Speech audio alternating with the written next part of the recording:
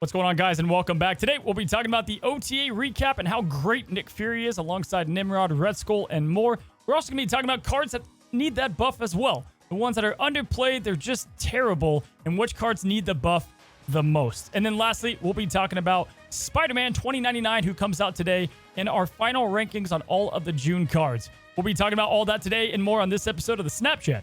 And as always, I'm joined by Mr. Alex Coccia. My God, what a week, man. Spotlight KESHAs OTA. One might say, Alex, what would one might say? One might say that it's an absolutely fantastic time to be a Marvel Snap player. Dude, how you doing, man? It's good to have you. We got another great episode ahead of us. Some solid subjects. How's the week going? What are we talking about on your side? I'm ready to get to some good chats today, bud. Yeah, the week's been amazing. I mean, there's been so many incredible announcements. The future is looking bright for Marvel Snap and for all of its players, Cozy. And I think that, as we just said, it's an exciting time to be a Marvel Snap player because there are so many things coming down the pipeline that are going to be momentous. Basically, we're going to be talking about one-cost power creep, which I think is a major point of discussion with the new cards that have been released. We're going to talk about Spotlight KESHAs 101 and some of the best Series 4 and 5 cards for you to target. We don't know what's going to be released and when, but we know that we have some cards that you're going to want to get into your hands. Finally, we're going to talk about the best Turn 6 surprise cards in Marvel's Snap right now. I think the Turn 6 surprise is a major play form right now because, I mean, listen, you're going into 4 8 cubes in Conquest mode. If you can catch someone by surprise, you have a greater chance to take those cubes. It's been such a crazy time. You know, we had the whole Conquest happened with the Galactus and the Wildness, a absolute smashing OTA, and then just the answer that a lot of people were looking for with card acquisition. Definitely know we're going to be talking a lot about that. And before our first subject, I think we kind of let's just touch on it, man. Spotlight KESHAs. KESHAs. I've said it wrong, and I'm probably going to keep saying it wrong, just like half the names in Marvel. Dude, first impressions on there. I know we're going to be talking about a lot on your side, but like first impressions, you know, we finally got the answer per se to what their plans are for card acquisition. My first impressions are that it's an extremely positive first step. Like, this is more than a first step. It's a leap forward for card acquisition. And the thing that I really have confidence in is that if there is a situation where, you know, they quite kind of misstep, maybe we're not getting as many cards as we want, or the gap between Spotlight KESHAs is too high, I do think that Second Dinner will remedy that. I think that they're going to listen. Like, if they got to move from 1 to 10 to 1 to 9, then they're going to do it. I think that it shows that they're committed to making the best game that they can. And for me, it's really reassuring to see that they identified that the collection system was not broken, but it wasn't working as it should have been. And so seeing this major change, this incredibly major change, for me, was like a really humbling thing because it really solidified my confidence in this game moving forward. Card acquisition is weird because they have to get rid of things that they put in originally if they're doing new things, right? And that's where like the choose your own card went away. And I think that was like really weird at first. And it got a little bit more normalized after a while. And then now we're having like the collector tokens getting scaled back a lot, but then that brings a ton. But I think you kind of nailed it when you said, I think they're going to make it feel good no matter what. Like, that's kind of the goal and the mission here. And at this point, I have no confidence issues in Second Dinner to make it feel right, and I think that's the goal, right? Of finding that balance of what the players are looking for. And dude, just honestly, just in a nutshell, just the fact that like upgrading cards means getting more cards, that alone, like I've been looking for that personally myself, selfishly, since release, because I've been playing since beta. I have not had that feeling in so long. Like, these caches mean almost nothing to me. Outside of getting some pixels that I can kind of meme about, man. So, you know, the exclusive variants, the spotlights, man, I'm excited. I'm excited to break it all down. But yes, a big confidence boost on a lot of players right now. Without question, it's a major change. And you're right. They are looking towards their PC launch, and correcting these things was like paramount. They had to fix these things prior to that PC launch. Because if they didn't, and then in my opinion, the PC launch represents a massive opportunity for Second Dinner and Marvel Snap. Right? It really allows them to solidify their space in the competitive CCG space. And so getting these kind of, you know, systematic changes in place and giving them time, which is important, time to, you know, change things, remedy things, make a couple modifications, change a couple numbers here and there if they need to based on feedback, I think is going to do wonders for them long term. if it feels bad, I think they're going to fix it. Like, they're going to listen to the feedback they've said they would, and I don't have doubts. I really don't. The one small, I'm telling you, man, I feel like we're still at the baby stages at the Conquest store. I feel like that's a good making up point for a lot of this. Whether it's gold, whether it's even variants in there, make things, you can make them much more expensive. I think people are having like plenty of metals. I don't think metals are even like an issue right now. But if that was the case, then you have a way to kind of still have like free to play and things like that, acquire more gold or variants if they miss that. And I think it's an opportunity that they should and could look at. But, you know, we're going to talk the rest over there on Alex's side of the channel. Let's talk about the OTA that was a pleasant surprise, man. I'll be damned. Might be my favorite that we've had. I don't know if it's because of the cards that were chosen, because I'm not even a huge like Nimrod Red Skull guy, but it's like what the kind of tiny things around it, followed by a nerf that felt bad, but also like, let's face it, probably was really needed. Man, let's start with Nick Fury, right? We got to start because that's what a lot of this episode's based around. Nick Fury, the Nick Fury treatment, making a card go from unplayed to now a pretty dang good card, and then cards that also need that buff. So, bro, initial thoughts on Nick Fury and his change? I think Nick Fury is absolutely fantastic because, first of all, I'm a huge Nick Fury fan. I've always been a Nick Fury fan. In fact, this Snapchat podcast has been the spot where I have like cried for and begged for this buff to come at some point. And you know what? I love this. And the reason why is because if it was just me designing a game, I just made him a 5/8 and gone to bed and be like, hey, I did it. But you know what they did? They're like, no, Alex, you're an idiot. We're going to do it better. We're going to do it better than you would have. Even though you're a Nick Fury fan, we're going to do it better. We're going to make him a 4/5. We're going to allow him to synergize with one of the best cards in the game in Zabu. We're going to allow him to get pulled from Agent Coulson. We're going to allow Shield to be an entire archetype because we're game designers and, you know, you're not. So I'm so happy. I'm so happy with this change. Dude, as somebody, like, the whole reason I even like Agent Coulson is because of the flow of how it works and because of the spontaneity that comes with the card. And honestly, rewarding someone who plays the game a lot and is able to get random cards and make, like, crazy plays that the opponent's not expecting. And then I feel like they just did that times a million with Nick Fury. Now I have an option, if I get Quinjet down, of 2 6 costs that, as you know, can dramatically change the game. But at the same time, even if you only get one of them, or you get She-Hulk and Magneto, and you float turn 5, and then you play She-Hulk and Magneto, but you're playing a deck like Discard, and why do you have those cards? Like, oh man, it feels so damn good as just a solo card. And then, to your point exactly, what, man, how many cards? I mean, this is where a perfect OTA comes, right?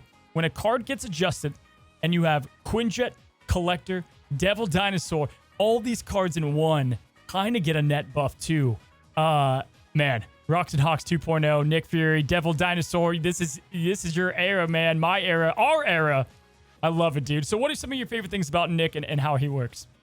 So I love the fact he's a 4 cost. I actually did this play during Conquest. I absolutely loved it. I had dropped the Devil Dinosaur in turn 5. And I'm like, oh yeah, they're going to Shang-Chi it for sure. They're going to Shang-Chi it. I have initiative.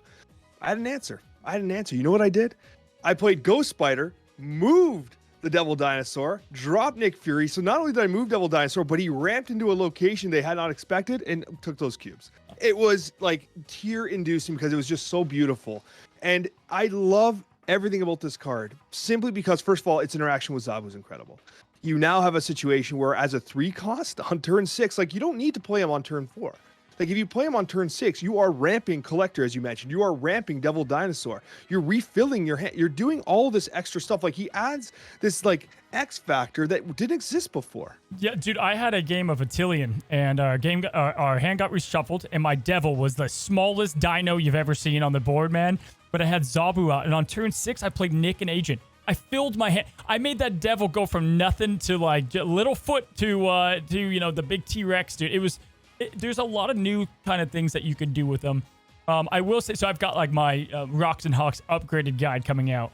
I was going to release it like the day after, and I'm like, no, hey, this is my baby. I want to make sure that I really perfect the deck and try a bunch of different combinations out.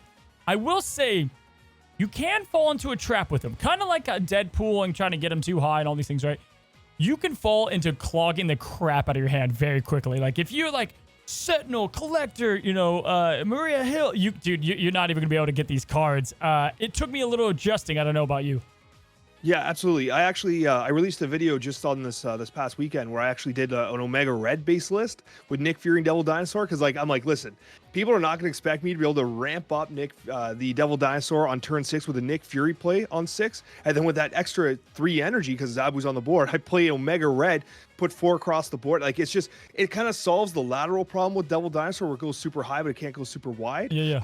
So I had done that, but one thing I did was I cut Agent 13 and I actually cut Sentinel from those lists because you're right, my hand was just rammed. Like I couldn't even draw cards half the time. And so yeah, I'm like, Agent 13's got to go. And even you can play Nebula there, right? You can play anything you want. Like Nebula is a great it's going to sit there and just create value. I think Agent 13's cuttable. I think that's Sentinel's cuttable. Even Maria Hill, but I do like Maria Hill still, honestly. Yeah, for me, it's like, I feel like the perfect thing to do with your deck. You never want to do 3 things. You want to do 2 things. So like if you do one thing, it's sometimes, and it depends on the deck, like discard is fine. But sometimes you can get a little bit too overboard there. But if you could do like 2 things, that means you have 2 win conditions. You have 2 things that are happening. Like Collector can make me so mad, right? Because if you don't play him on 2 or 3, it's like, dude, this is a dead card. But at the same time, you play him on 2 or 3 and he's like a 2/7 minimum, and it feels like really strong. One thing I think is so good about Nick is not just, we're on a first name. It's not just the fact that he got the buff. It's that over the course of months, which they saved his buff, guys, for Secret Invasion. Don't know if you've seen it. Actually, really good show. It's surprised me.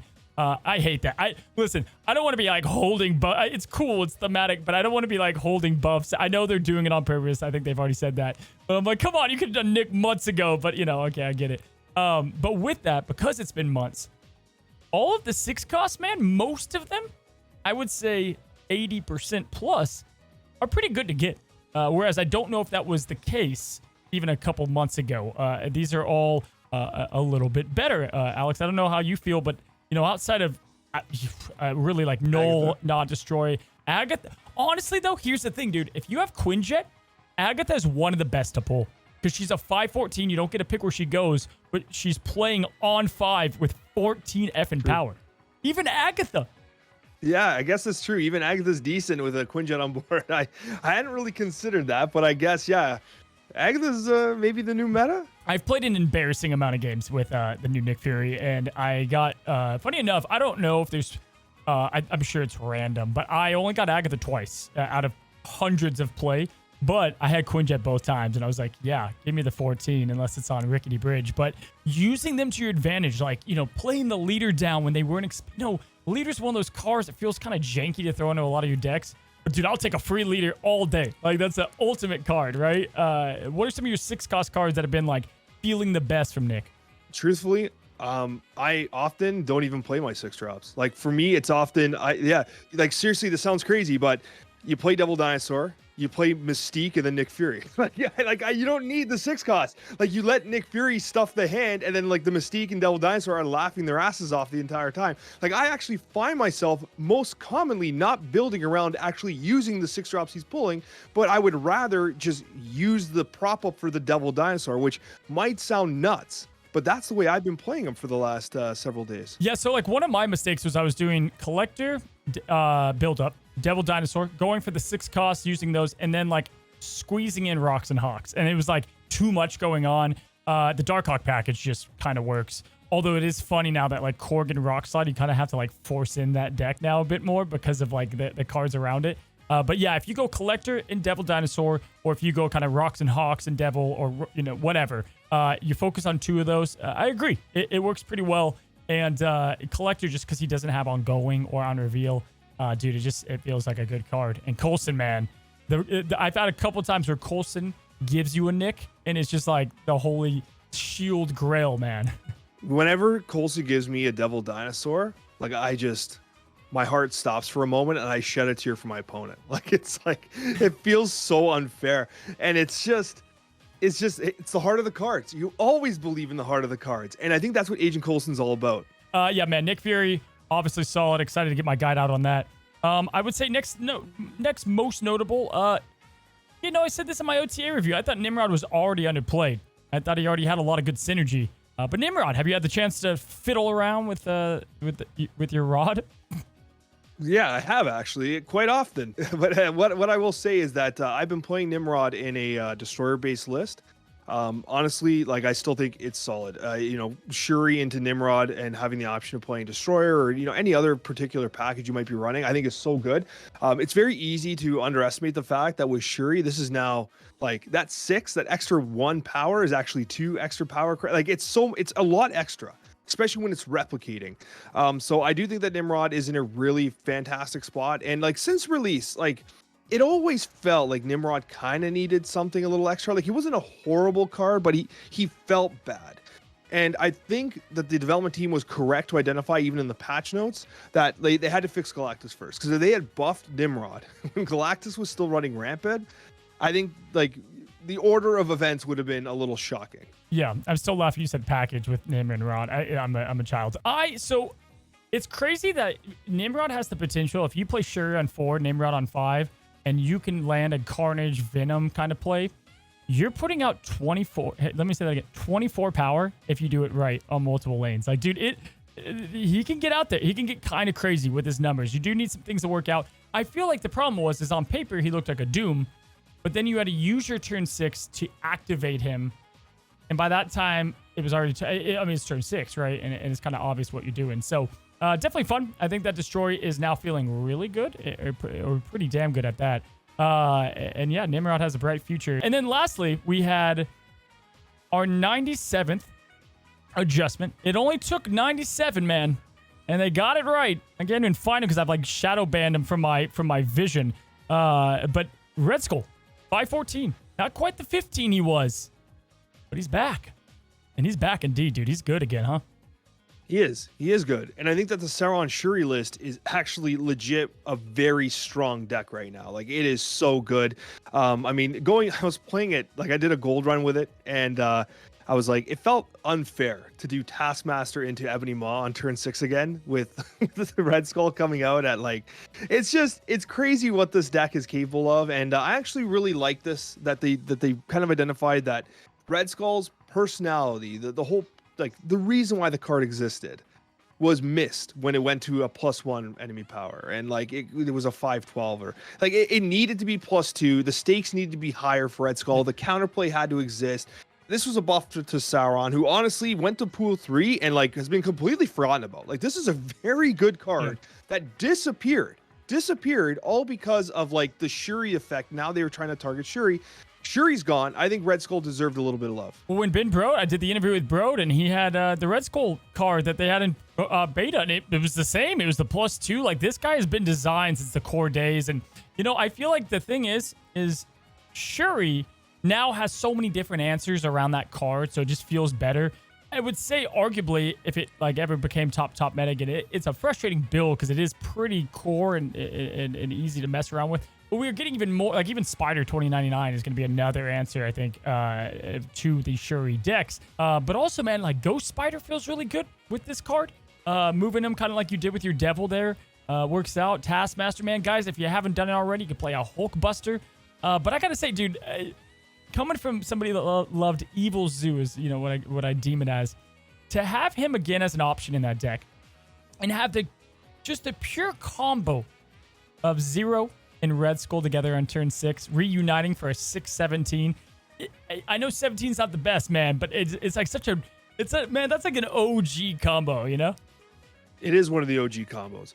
And you did bring up a very important point, by the way, that yes, there's more tools now to deal with Shuri, especially with the way, like the cadence and how you have to play on top of the given location. It's predictable with Shang-Chi, etc. However, because you're playing Red Skull and it's going to be so big, you usually have initiative, and Ghost Spider is actually a tool now, like you mentioned, where you could pull that Red Skull out of the location and dodge that Shang-Chi. So as many tools have been added to deal with Shuri, we also have a couple that counteract those tools as well. So I do think that like it was nice to see this cue ball get some love, because I'm almost gonna regret saying that, because I almost don't want Shuri Red Skull to be meta again, because that was like a very dark time for Marvel Snap. But like if it's being played a few percent and you see it every once in a while, that's fine. We need more viable decks. Well, yeah, it's like what Glenn said. You know, like power can be a win condition. It just can't be the only one. And so I feel like if right now it's at a pretty good place. But if you have it, guys, and you want just like a good deck, man, it just sure is a good deck at the moment. It works pretty well. Lastly, for the OTAs, probably the most controversial, which of course, guys, it's like anything that is like loved by the majority. It'd be like if like, I don't know, the US was like, all right, well, Canada was like, you know, no more chocolate ice cream. You think like people are going to be like chill about that? Like everybody likes chocolate ice. I just feel like Doctor Doom is a card that everybody played. But I think that, I don't know, man. I don't know. I felt like I wanted a 6/6 with the Doom bots going down to 4, maybe, and then you have only a 2 power nerf. People were saying, well, we don't have any other card that's a 6/15. Well, yeah, but you're not getting it in one lane. So it was a little bit of a safety gate. My heart hurts for Doom. It hurts for him, but I do think it was appropriate. It was appropriate. I mean, it was by far the most played consistent like card in the game. Like everyone knows that Doctor Doom was number one. Like every tier list you make, you want to unlock a pool 3 card, this is what you unlock. Like Doom's at the top of all of them. I agree. 6/6 probably would have been like good. I think nobody would have complained about that. No one's complaining about this either necessarily, but I can see it being 6/6 eventually. What I will say though is I was surprised with the timing considering Spider-Ham came out, because I think Spider-Ham is a direct slap in the face to Doom, and I think that had Spider-Ham had more time to kind of like slap Doom out, I think this nerf might have been not needed, because I think Spider-Ham is enough if it's in the hand of enough players to take Doom down a couple pegs. Yeah, Doctor Doom fans they were in stitches this last week, because the pig definitely did take him down a notch. But yeah, I mean, listen, I made my pool 3 tier list going on 6 months ago, and I had him as one of the best 2 cards in the game then. And Arrow was up there, she disappeared, and it's kind of funny now because if you look at all the insane cards, right, the She-Hulks, the flexible, the Sunspot, they've dealt with almost all of them. I mean, I was truly looking around, and I could be super picky, be like, Magneto, not really. They've dealt with, and yes, guys, high Evo, sure. I'm talking about like the plug and play across all decks. Now, I don't know, man. Like Wave, I don't know. I think they're all done mostly, right? Is there one oppressive one left? There's nothing that's oppressive that's left, but I will say that you're right. There's no like true evergreen 6-drop anymore. You could, as you said, make the argument for Magneto being close to it. And I think the next closest could be Chavez to some degree.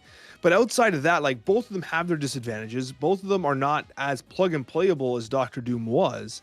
So I think you're right. Like the landscape for 6-drops has become more niche, which I think is a good thing. You're going to see more variety of like closers. And I mean, we're going to be talking about the best surprise turn 6 plays.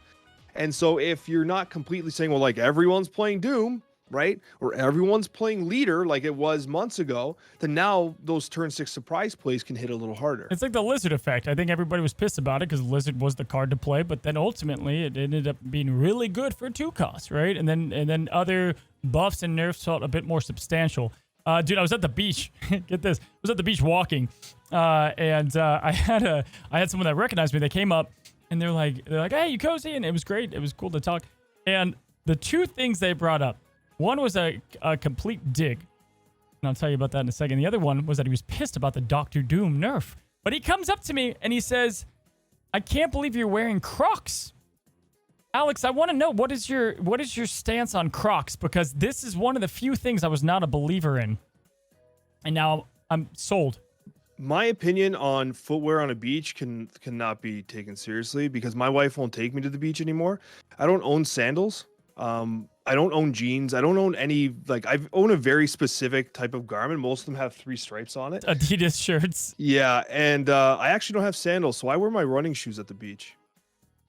Like on the sand. Dude, that's like serial killer like status. You wear running shoes on the sand. Yeah, because first of all, the sand's usually pretty hot, and I don't have sandals. What am I supposed to do? Wear my socks? I'm gonna be embarrassed to take you here. You're gonna wear shoes in like what? Like high cruise socks? Yeah, I have like regular like standard socks. I don't have ankle socks for that. You're feels such a weird. teacher. You're such a teacher. So what about Crocs though? I've never worn Crocs in my life. Do I look like someone who wears Crocs? Do I look like someone that wears Crocs? Yes, actually, you do. I bet you your Crocs are green. They don't. I don't have green. Fun story. I actually hate the color green. No, I have red Crocs. I have and I've decked them out with a Thanos. That when you walk, it lights up the Infinity Stone. That is ridiculous. It's fantastic. That's more ridiculous than me wearing running shoes on the beach. It's up there. It's definitely up there. Anyway, guys, I wasn't a believer in Crocs. I thought they looked stupid. Tried them on. Hey, they're really comfortable. I'm just saying. One might say they're cozy. Anyway, we digress. It's been a minute since we've had a rando convo here about birds fighting each other. Sorry to interrupt the podcast. Sponsor Cozy here. This video is brought to you by Manscape. And this Father's Day, Manscape has assembled a heroic lineup of grooming gadgets that even Tony Stark would envy. I want you to imagine your dad soaring through the sky like Iron Man, but instead of powered by his arc reactor, he's powered by the confidence of perfectly groomed body hair. Now, if you haven't gotten a gift yet, shame on you, but the Beard Hedger Trimmer is here to save the day. With its 7,200 RPM motor and titanium-coated T-blade, it slices through unruly facial hair faster than the speed of Quicksilver. It's got a high-performance rechargeable battery that lasts up to 60 minutes, and the single LED battery level indicator, it's like having Jarvis on your side. In addition, the trimmer also has a wheel that's built in and features 20 different hair cutting links, so no more messy drawers full of extra guard attachments. Now, its waterproof and cordless design means it's easy to use and even easier to clean up, and you can use it anywhere. I do mean anywhere. So this Father's Day, don't settle for nothing. Give your dad the gift of grooming greatness with Manscaped. I want to talk about other cards that deserve the Nick Fury treatment. It's been a second since we've talked about card buffs that we think are desperately needing of one. I know that Glenn's kind of talked on some of them. And Alex, I got a couple that I'm actually pretty passionate about. You know, now that we're seeing the likes of Medusa and Nick freaking Fury getting these buffs, I think it's time that we revisit some of these lone ones. Because, dude, I pulled up all the cards in the game, and I looked through all of them. We're getting dangerously close to a really polished game where every card seems to have some sort of purpose, Alex, and it's exciting. But the one I want to open up with, this is the one that I think needs a cost change and an identity change. And again, guys, these are going to suck. And what I'm going to say is going to suck because I don't necessarily, I'll be honest, didn't take notes on what I would do to change them. Just kind of the passion I feel behind it, Alex. Colossus. Colossus is the one that I want to bring up first, man, because I don't care what you say. Nobody's playing this card, and if they are, it's a bot. There's no way that this iconic of a damn Marvel character can be this bad. I mean, a 2/3 that can't be destroyed. Who gives a rip? I feel like, Alex, and correct me if I'm wrong, but I feel like now that, I don't know, ongoing decks with Spectrum turn 6 has been played since the dawn of dinosaurs, that this card's dead in the water. I feel like we should make this a high-cost card with pretty good power that's either unshang-chiable or is just like a much bigger threat that can't be destroyed. Like, that's not a 2. What's your thoughts here? Yeah, like if he's a 5/9, kind of like what Abomination is without the synergy with High of Evo, like it would be interesting. Like, hey, it's a 5/9 that can't be Shang-Chi. I think it's kind of cool. 5/10 can't be Shang-Chi, kind of cool. There was a time where he was kind of playable in like the classic ongoing Destroyer list because you could actually play him into the Destroyer location that wasn't under armor. That was like very niche, and you're right. It's like it's such an iconic character. He's in the movies. Like, how do we not give him a little bit of love? It's kind of sad, and I think that I think the thing I really want to see, if you're gonna leave him at 2/3, can we at least make it? I know this might be an engine change. I'm not a game dev. Make it so he can't be destroyed in the deck. I think that's a huge upgrade. Like if he can't be destroyed in the deck, just like Wolverine, in my opinion, if Wolverine gets hit with Yondu, it should pop onto the board. Like those things should be happening. It drives me nuts that Wolverine will get Yondu'd, that Colossus will get Yondu'd. Like I understand that, like, you know, there's reasons for that happening, I'm sure, because it's not played or whatever. But like even that would actually, to be honest with you, that's not enough either. But that would be a good starting point. Think about, so if you were to raise his cost, even like a 6 or 5 cost, right? Think about not just the destruction aspect. Power can't be reduced. Man, talk about just playing this. You don't have Luke Cage plopping this baby down on top of, whether it's the Storm and Cyclops BS or like just on negative zone and just like what a force, what a win condition, right? In itself. He's just like, good luck getting like 11 power plus to make up for this change.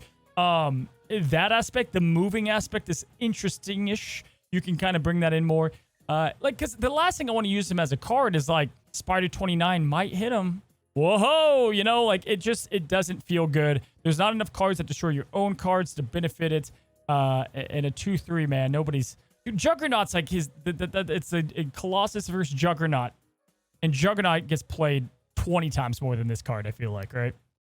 Yeah, and the not being able to be moved part of it doesn't really benefit all that much. Like on occasion, because it can be targeted by Polaris, even though Polaris can't move it.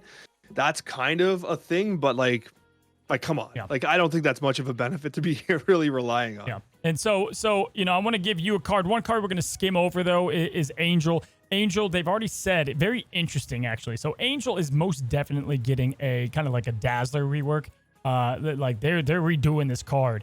And they're so dedicated to building PC right now that there's no VFX artists to work on Angel, and that's what they need to be done to get Angel going. So I think that's a good thing for the PC build coming sooner than we think, possibly. And B, it means Angel is going to be dumped on for a little bit longer, but I hope they get it right because this is another a pretty iconic. One of the, I think not one of the original X-Men. Funny enough, like the OG. Comic 1, he's in it, yep. 100%. And it's funny because like I've been trying to catch up with the lore, and when they released this variant, actually, I got a little sad because I was like, that's Archangel. That's not necessarily Angel. That's Archangel. I'm like, Archangel could have been its own card. I was like, what are we doing? But long story short, I'm happy to know that it's on the radar, right? Because Angel's been such a bad card. Like, there's a couple cards that like, oh, it's a bot. It's Angel. It's Nakia, right? It's Colossus. And I'd like to see Angel get some love because, I mean, its effect is kind of cool. Like, it is kind of cool, but like, it has the Quicksilver effect. It's always in your hand. Dude, always. Give me a card on your list that you think, you know, maybe just gets you passionate, like the Colossus here. What's something that you think just needs a little bit of love?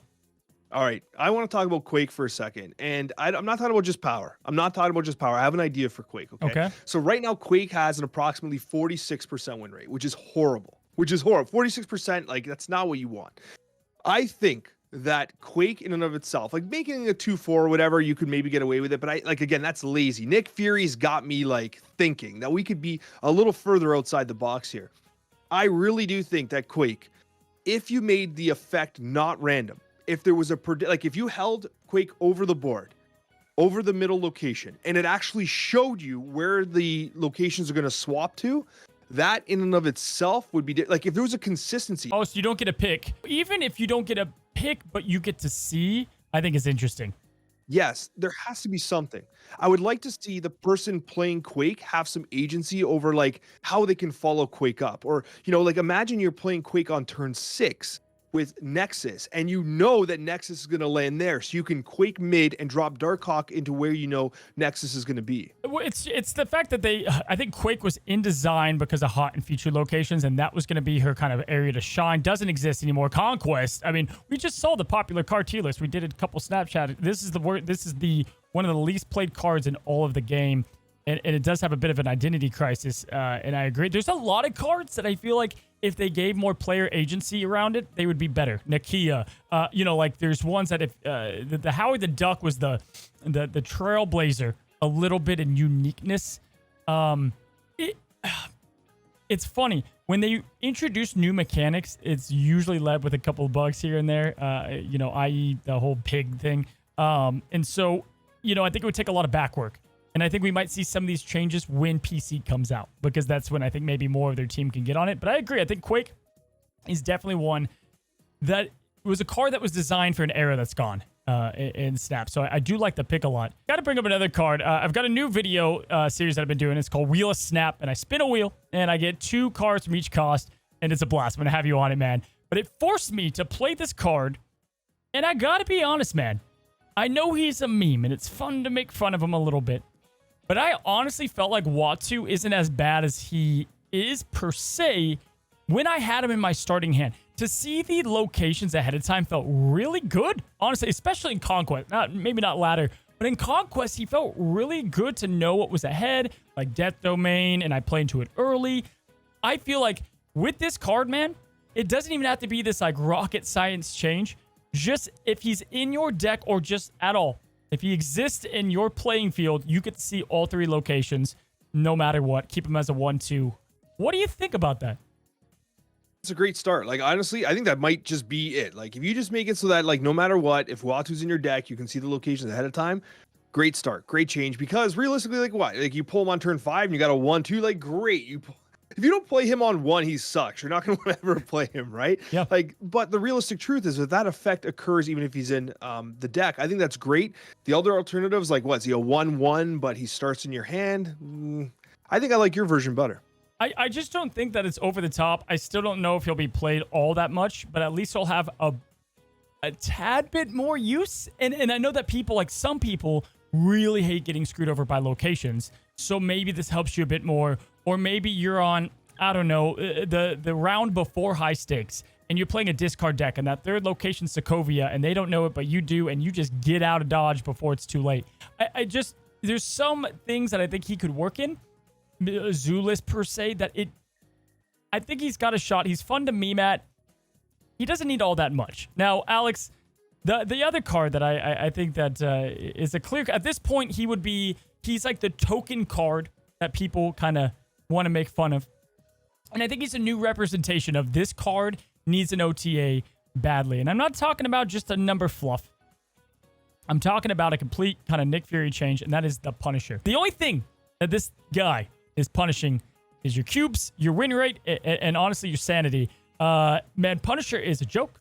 He's a bad card, doesn't do a lot, and I feel like if I was going to change him, because if it was going to be a 3-3, kind of like our Nick Fury change, we would have seen it by now, right? I feel like that's something they could have slurped into an OTA. What if he actually punched the player, right? Like, what if they had some kind of mechanic, and you either boost the power down low, the +1, or like every card they add to a location, he gets a little bit more power, and it kind of scales up, right? So he's actually punishing, and he's creating this like fear factor about him. What are your thoughts? I like that. Kind of like the reverse Nebula effect, like punishing the opponent for playing that location. That's a cool idea. It's actually like punishing. It's the Punisher. Good job, Cozy. I like that one a lot. For me though, like I understand what they're trying to do. They're trying to conserve that kind of thematic where you have the Punisher, who in ideal circumstances is a 3/6. You have Mr. Fantastic, who in ideal circumstances is a 3/6. And you also have Captain America, who, surprise, is a 3/6 under ideal circumstances. But I think the difference is that you have your own agency in how you get the 3/6 value from Captain America and from Mr. Fantastic. With Punisher, it's in your opponent's hands. And so when that happens, I think you need a little bit more. You're right to identify that a 3/3, although, like, honestly, for me, I think that's like a very no-risk change. Like, no one's going to be like, oh, they made Punisher 3/3. The meta's ruined, right? Like, they could have just done that, and maybe they are planning something bigger. But honestly, if they even moved him to 3/3 to see what's up and what happens, like, that's fine with me. Like, he's literally the worst. Is he the worst card in Snap? Like, he's got to be one of the worst cards in He's Snap. up there. I mean, but like, okay, Thor's a great example, right? He's a 3 cost that like scales to a 10 with the right things happening. Yes, he takes a card draw. There's a lot of more risk there, but I feel like he could have a bit more identity or bump up the cost. But on that note, if you don't mind, I'd like to bring up another card that I think is not quite like the Punisher. It's not obviously bad. Like, Punisher is fodder. It's like a punching bag of just insults, right? But there's a card that I think on paper, when you look at, you're like, you know what? This card's really good. And when you design a deck, you're like, I'm going to put this card in it. It's going to have this broken combo. And then all of a sudden you realize, I got to cut this card. It's just not necessary. That's the 4 cost Absorbing Man.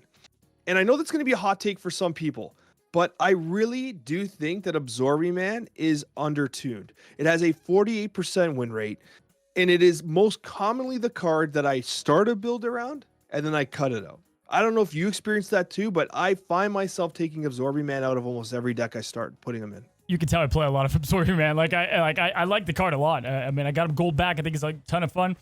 If I go back to my earlier videos of unreleased cards, and I brought up Absorbing Man, I was like over the moon. I was like, oh my god, guys, Mystique 2.0. Like, this is gonna be cracked. It's gonna be the greatest card.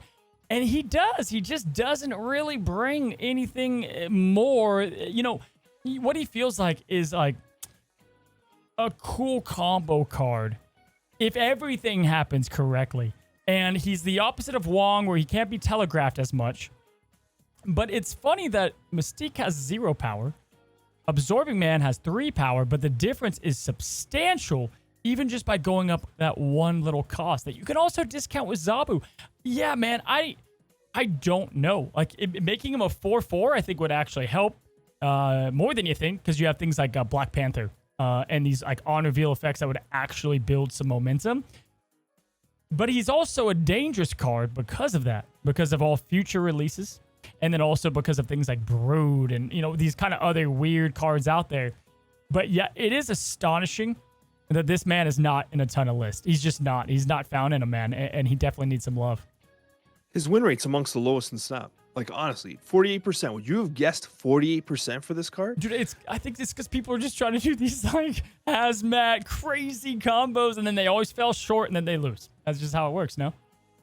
Definitely, and that's how I play him too. Like, I play him with like the crazy combos and stuff like that. Like, very rarely would you play just, oh look, it's Wave and then Doctor Doom, and oh, I can just play Absorbing Man +1 later on. Like, you know, copy the Doom effect, which got nerfed very significantly now. Hey, look at that, a nerf to Absorbing Man via Doctor Doom, right?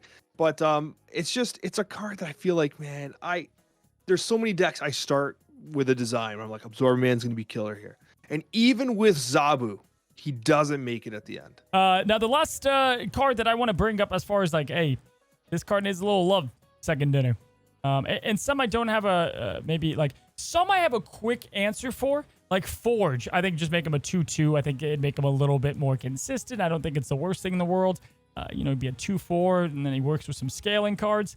You know, I think another good example is Magic. I think, you know, we've talked about Magic before, and I do think Magic is on the list at some point here or there, or just, and I think we've talked about this, just make it where you can have her as a surprise play under Invisible Woman, and that Limbo actually counts, and then you have this kind of thing that can avoid Flood, or make her a 4-cost. That is all Magic needs to feel good again. So it's nothing crazy. But Alex, I've been stewing on this one, and maybe he's just a card that we're waiting for cards to come out to make him feel good. Bro, what do we feel about Strong Guy? What is it about this card that just doesn't anything but strong? It's the condition. It's always been the condition. Like, basically 4 drops have the 410 stat line if you meet like the condition that makes them they're at their peak. Strong Guy, it's not worth it. Like, it's just not worth it. In Pool 1 it is. Pool 1, I think that Strong Guy has a spot as a very good deck. But outside of that, like, why do this? Why play Strong Guy, go through all this, when you can just play Sauron with Typhoid Mary, when you can just play Armor with Atuma? Like, there's so many easier ways to get 410. Dude, yeah, because on a natural game that isn't a MODOK, like, how hard is it to get your hand empty? Like, especially now with even Master Mold and these other locations that are popping things in your hand, like the camp with the 3-cost. He either needs a significant increase on if you manage to get the feat done, and he's truly just like, bam, right? Like, just coming up with 12 power, whatever it might be, or he just needs to get his condition. But it's awkward because they're not going to be like, have only 2 cards in your hand. It's a weird thing that I think he's one that might need a little bit of a full redone kit and or just a big number change. All right, so Alex, you know, those are probably like the main offenders. I think we could say, you know, Okoye and some other ones that could get some love. Nakia, but again, I think that's more with like targeted effects that we kind of have touched on. Let's move on to the final June rankings. So talking about the cards that have come out.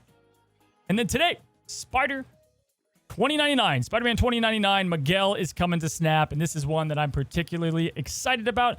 It is one that I would recommend not getting, mainly because of the new changes to spotlights. You know, I think that there's no point in getting this card because of that.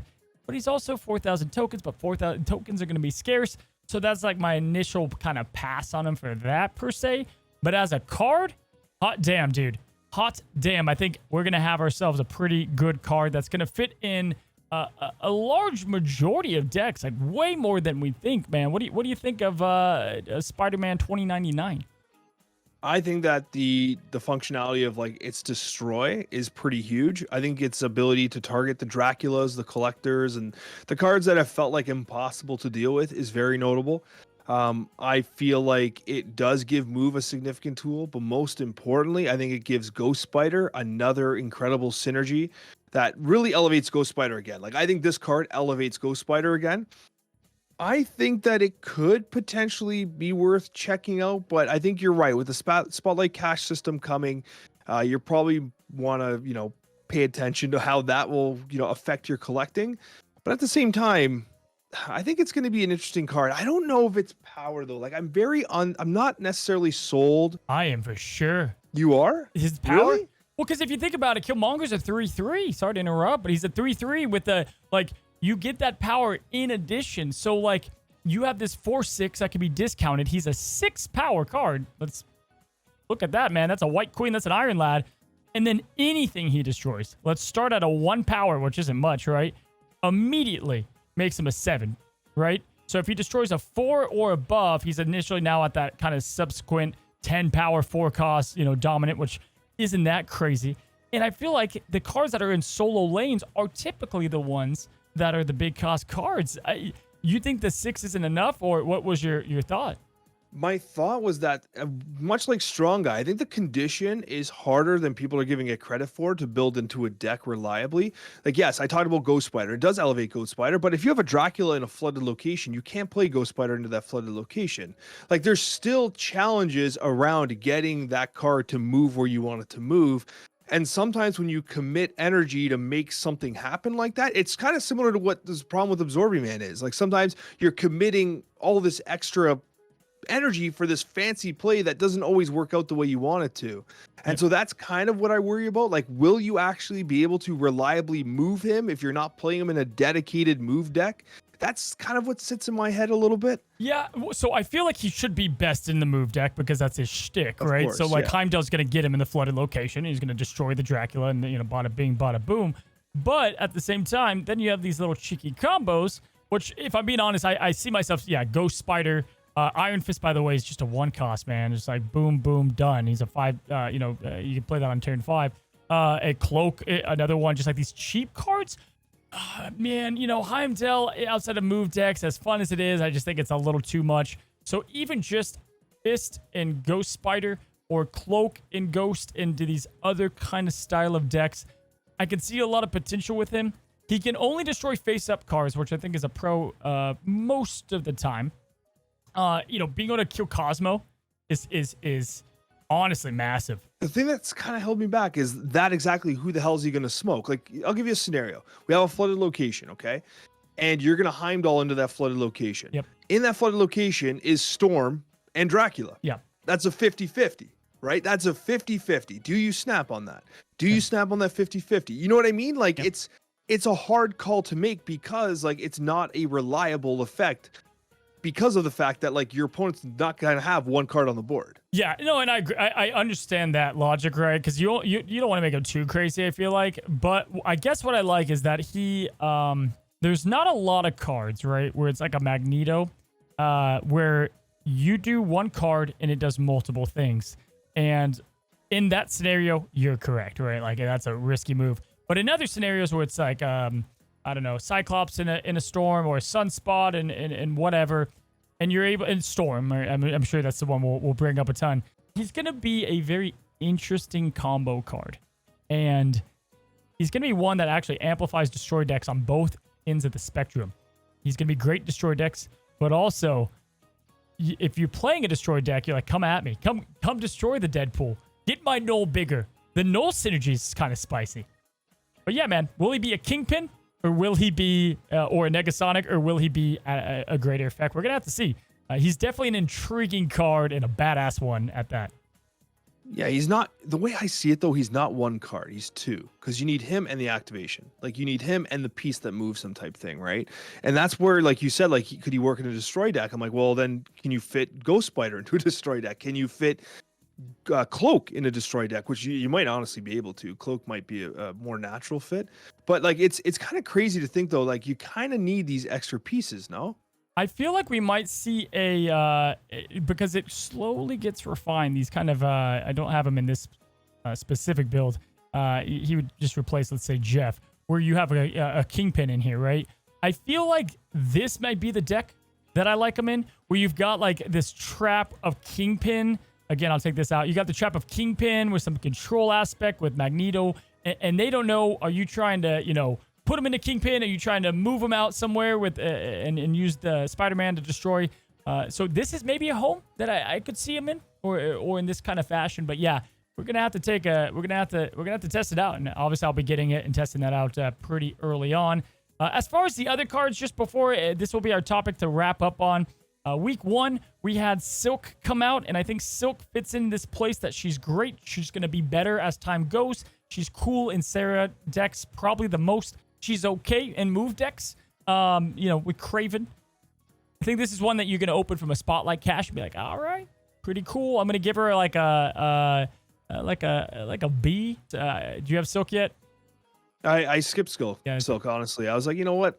I don't need to spend 6K on this. Yeah. I mean, I've got like almost 30,000 tokens. Like, this is my problem, right? I'm like, these tokens are valuable. I'm not just gonna spend them on Silk. I'm a hoarder. What can I say? I'm a hoarder. I'm the kind of guy that when I play like RPGs, I don't actually spend all my skill points if I know I can't fund them easily. Yeah.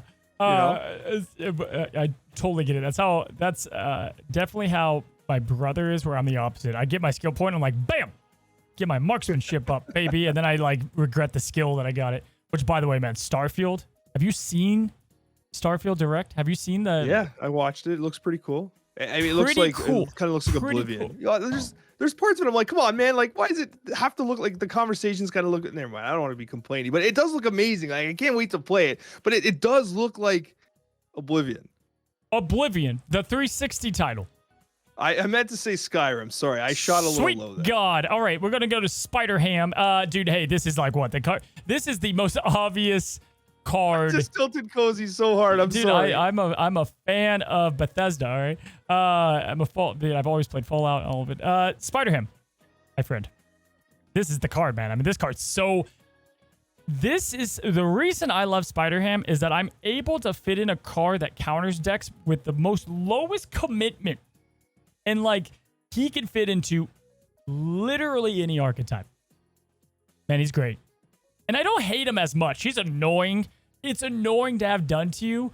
But, like, man, it's like one of those things I've done it so much to other people. You're kind of like, damn, I'm on the other side, you know?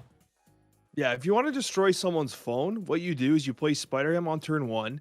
You hit their Apocalypse. You snap, and then Miss Marvel thumbs up before they've even retreated, and the phone's gone. Like, it's done. Dude, I actually will say this. I played a gold conquest against a discard at the last match 3. And, like, discard held its own even with Spider-Ham. Like, I would hit APOC and they'd be like, bummer. And they just did some other BS to get their, power through the roof. But yeah, dude, he this guy, man, like Arnim Zola, the cards I like to play, null, done. Like, just talk to you later. Hitting death is evil, man. But yeah, so this is definitely A+ card.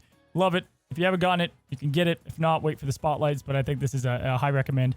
And then Spider 29, B9. We're going to have to see.